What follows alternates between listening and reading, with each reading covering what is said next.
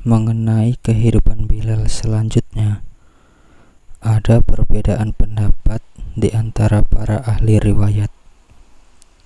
Sebagian meriwayatkan bahwa ia pergi ke Syria dan menetap di sana sebagai mujahid dan penjaga perbatasan wilayah Islam.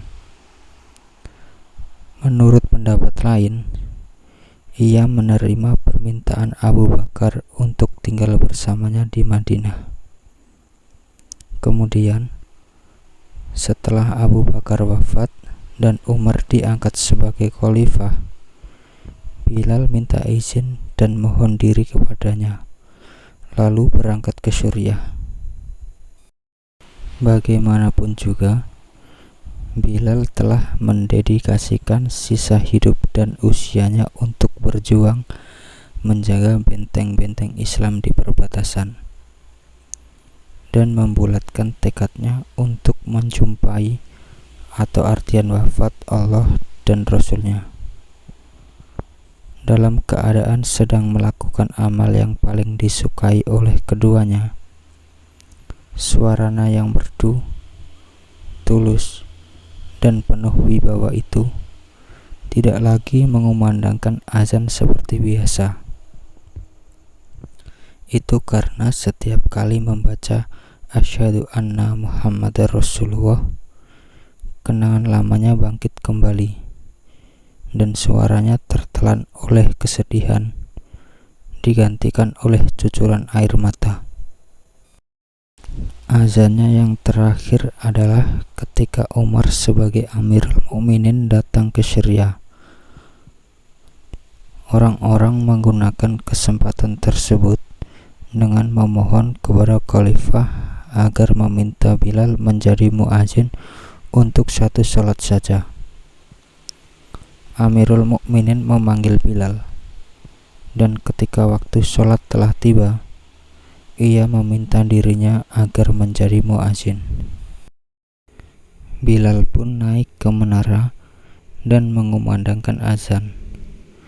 Para sahabat yang pernah mendapati Rasulullah SAW waktu Bilal menjadi muadzinnya menangis dan mencucurkan air mata.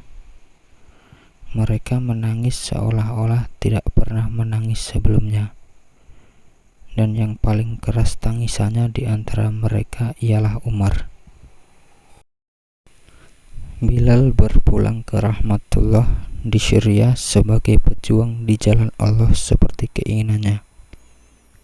Di perut bumi Damaskus sekarang terpendam kerangka dan tulang belulang milik pribadi yang besar di antara manusia, yang sangat teguh dan tangguh pendiriannya dalam mempertahankan keyakinan dan keimanan. Sekarang marilah kita beralih ke sahabat lainnya, yaitu Abdullah bin Umar, pribadi yang tangguh dan selalu dekat kepada Allah Subhanahu wa Ta'ala. Saat Abdullah bin Umar telah berusia senja, ia berbicara, "Aku telah berbaiat kepada Rasulullah SAW dan sampai saat ini aku tidak pernah merusak atau mengingkari janji itu. Aku tidak pernah berbaiat kepada pengobar fitnah dan tidak pula membangunkan orang mukmin dari tidurnya." Kalimat-kalimat tersebut merupakan rangkuman kehidupan seorang laki-laki saleh yang dikaruniai usia panjang hingga melebihi 80 tahun dan telah memulai hubungannya dengan Rasulullah SAW dan Islam sejak berusia 13 tahun, yaitu ketika ia ingin menyertai ayahandanya dalam perang Badar dengan harapan mendapatkan tempat dalam deretan para pejuang. Seandainya tidak ditolak oleh Rasulullah SAW karena usianya yang masih terlalu muda, sejak saat itu dan bahkan sebelumnya lagi, ketika ia menyertai ayahandanya dalam hijrahnya ke Madinah, hubungan anak yang cepat matang kepribadiannya itu dengan Rasulullah Shallallahu Alaihi Wasallam dan Islam telah mulai terjalin sejak hari itu sampai saat ia menemui Allah Subhanahu wa Ta'ala, yakni setelah ia mencapai usia 85 tahun. Kita akan mengetahui bahwa ia adalah seorang yang tekun dan selalu mendekatkan diri kepada Allah Subhanahu wa Ta'ala. Ia tidak pernah bergeser dari pendiriannya, walau seujung rambut, dan tidak pernah menyimpang dari baiat yang telah diikrarkannya atau melanggar janji yang telah diucapkannya.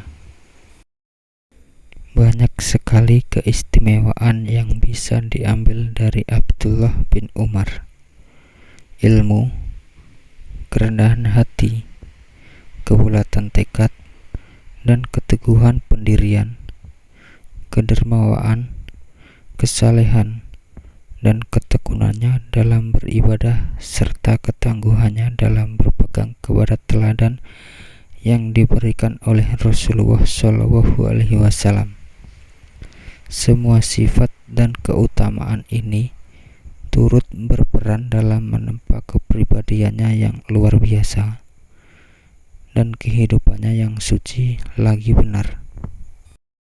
Abdullah belajar banyak hal tentang kebaikan dari ayahanda, Umar bin Al-Khattab.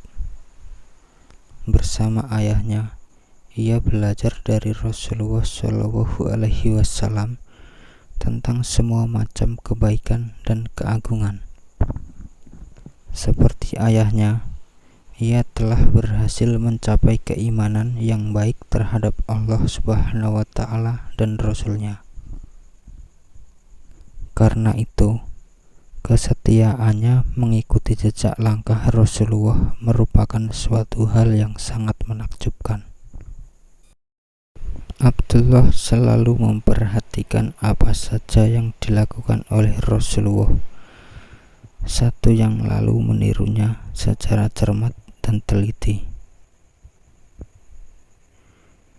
Contohnya, Rasulullah Shallallahu Alaihi Wasallam pernah melakukan sholat di suatu tempat, maka Ibnu Umar pun melakukan hal yang sama di tempat itu. Di tempat lain, Rasulullah Shallallahu Alaihi Wasallam pernah berdoa sambil berdiri, maka Ibnu Umar pun berdoa di tempat itu sambil berdiri.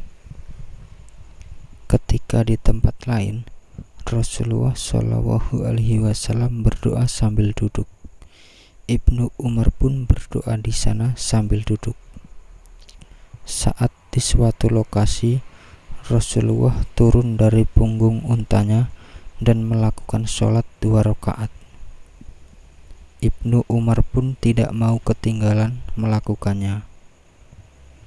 Jika dalam perjalanannya ia lewat di daerah itu dan tempat itu, bahkan ia tidak lupa ketika unta tunggangan Rasulullah Shallallahu Alaihi Wasallam berputar 2 kali di suatu tempat di Mekah sebelum beliau turun dari atasnya untuk melakukan sholat 2 rakaat. Meski barangkali unta itu berputar karena mencari tempat yang cocok baginya untuk menderum. Nah, ketika Abdullah bin Umar sampai di tempat itu, ia segera membawa untanya berputar 2 kali, kemudian menderumkan untanya. Dan setelah itu ia sholat 2 rakaat sehingga persis dengan perbuatan Rasulullah Shallallahu Alaihi Wasallam yang telah disaksikannya.